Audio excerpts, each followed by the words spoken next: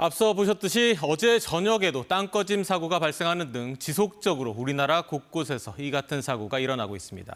최근 반복되는 폭염과 폭우 때문에 땅꺼짐 사고가 또 나는 거 아닌가 우려하는 분들 많으실 텐데요. 이런 사고의 위험 지역들을 미리 파악하고 미리 대비할 수 있도록 KBS가 직접 흩어져 있던 관련 데이터들을 모아 땅꺼짐 안전지도를 제작했습니다. 오늘은 이 지도를 기획한 정책행정부 김우준 기자와 함께 자세한 내용 짚어봅니다. 김 기자, 먼저 축하드립니다. 방송기자연합회 이달의 기자상 수상하셨죠? 이 보도 때문인가요? 맞습니다. 이 보도 때문에 수상을 하게 됐는데 감사합니다. 알겠습니다. 그럼 어떻게 해서 이 취재, 보도를 시작하게 됐나요? 네, 시작은 이제 서울시가 앞서서 이미 땅꺼짐 지도를 만들었었습니다. 하지만 각종 이유들을 대면서 일단 비공개하고 있었는데요. 시민단체들은 이 시민들의 안전상의 알 권리를 주장을 하면서 계속 공개를 하라고 방침을 요구를 하고 있었는데 서울시는 계속 아직도 비공개를 고수하고 있었습니다. 그래서 저희가 그러면 직접 데이터를 모아서 우리가 만들어 보겠다라고 해서 기획을 하게 된 겁니다.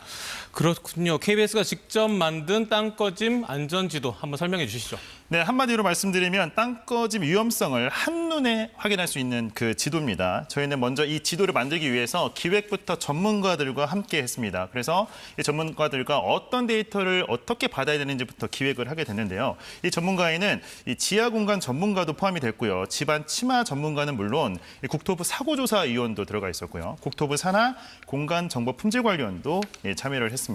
그래서 이분들과 함께 이 집안 치마 사고 이력 그리고 관련 민원, 접수 현황, 그리고 10m 이상 지하 굴착 공사 현황 위치 등 총 11가지 항목을 추려서 저희가 자료를 모았습니다. 그래서 이 자료를 이 서울시 의회와 그다음에 국회 그리고 정보공개 청구 등을 통해서 하나하나 수집을 해서 총 11만 건을 저희가 11만 건. 네, 맞습니다. 방대한 데이터네요. 네, 방대한 데이터를 저희가 직접 확보를 했고요. 근데 이게 자료가 각 기관이 좀 다르다 보니까 형식들이 좀 이제 제각각이었습니다. 그래서 저희가 그거를 다시 한번 또 통합하는 그 통일하는 작업을 먼저 진행을 했고 그것을 또 별도의 프로그램에서 겹쳐 입히면서 서울시 지도 위에 저희가 겹치면서 제작을 하게 된 겁니다. 얼마나 걸렸나요? 제작하는데? 한 2달 좀 넘게 걸렸던 것 같습니다. 공을 많이 들인 건데 제작을 하고 나서 보니 서울시에서 가장 위험한 곳 어디였습니까? 네, 저희가 이 위험한 곳을 데이터에 따라서 5단계로 나눠서 저희가 이제 표시를 했는데 이 화면을 보면서 설명을 드리면 좋을 것 같습니다. 이 화면상에서 왼쪽에 보이는 이게 구별인데요. 빨간색이 진하게 나타난 곳, 이곳이 바로 위험 관련 정보가 집중된 곳입니다. 이 구를 보게 되면 아래쪽 강남 3구와 종로구에 관련 데이터가 집중된 것을 볼 수 있습니다. 그리고 이 오른쪽을 보게 되면 이 동별로입니다. 이 동별로 보게 되면 그 아래 이 빨간색 세 곳이 좀 눈에 띄죠. 역삼동, 서초동, 대치동 순으로 집안 치마 관련 데이터가 많았습니다.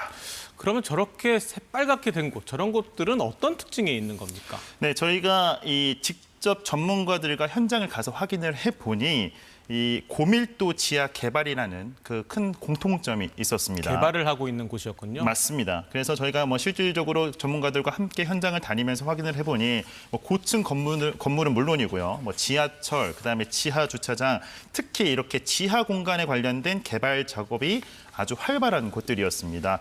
이 인명 피해가 났던 곳도 함께 보도록 하겠습니다. 특히 이제 명일동 연희동 사고가 사실 대표적인데요. 이곳 역시 사고 현장 주변에 저렇게 굴착 공사가 지척에 있었고요. 또 땅꺼짐 민원도 집중됐던 것을 볼 수 있습니다.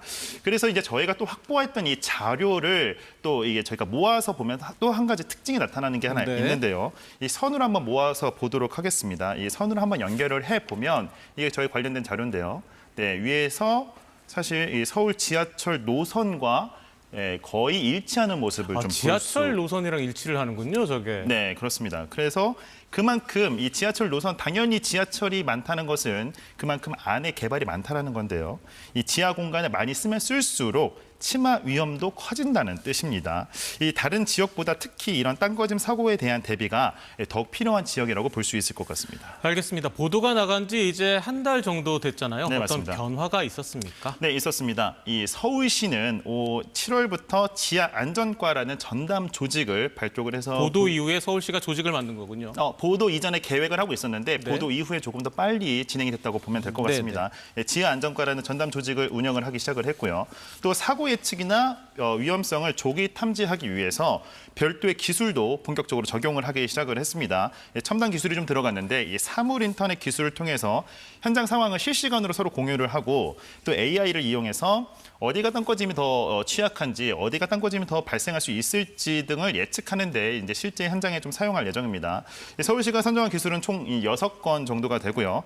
이것을 시내 대형 공사장에 시범적으로 적용을 해보겠다는 계획입니다. 빠르면 올해 하반기쯤부터 아마 적용이 시작될 것으로 보입니다.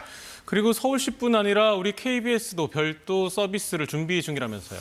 네, 그렇습니다. 이 보도가 나가고 난 이후에 저희가 뭐 댓글 좀 보니 이 지도를 자세히 보고 싶다라는 의견들이 굉장히 많았습니다. 그래서 저희가 현재 11만 건의 이 데이터들을 직접 가공해서 누구나 쉽게 조회할 수 있는 서비스로 개발을 하고 있습니다. 그래서 실질적으로 이제 시청자분들이 저희 홈페이지에 들어오게 되면 뭐 자신이 사는 주소나 동별로 이 확인을 하면 이제 뭐 치마 사고 이력이나 민원 현황, 지하 공사 정보 등을 한눈에 종합해서 볼 수 있는 시스템을 개발하고 있고요.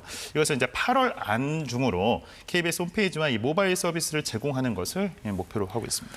잘못된 걸 바꾸려는 노력, 그게 바로 우리 언론이 해야 할 일인데, 그리고 해법도 제시하는 게 필요하잖아요. 솔루션 저널리즘이라는 말도 많이 쓰는데 네. 어떤 해법, 대안, 뭐가 있을까요? 저희가 이 취재를 하면서 느꼈던 게 가장 필요한 건 공개와 그리고 통합이라는 것을 느꼈습니다.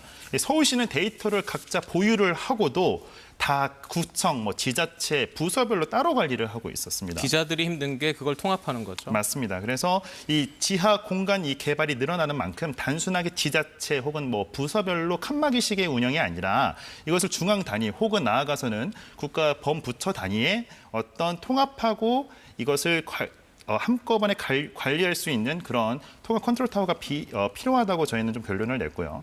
특히 이 사고 가능성이 높은 지역 같은 경우에는 이 관련 정보들을 좀 미리미리 공개를 해서 대비할 수 있도록 하는 게 중요할 것 같습니다. 네, 저희 KBS도 앞으로도 이 지도를 좀 기반으로 이 지역별 위험도 분석이나 사고 사례 추적 보도를 이어나가도록 하겠습니다. 네, 오늘은 여기까지 듣겠습니다. 정책행정부 김우준 기자였습니다. 고생하셨습니다. 감사합니다.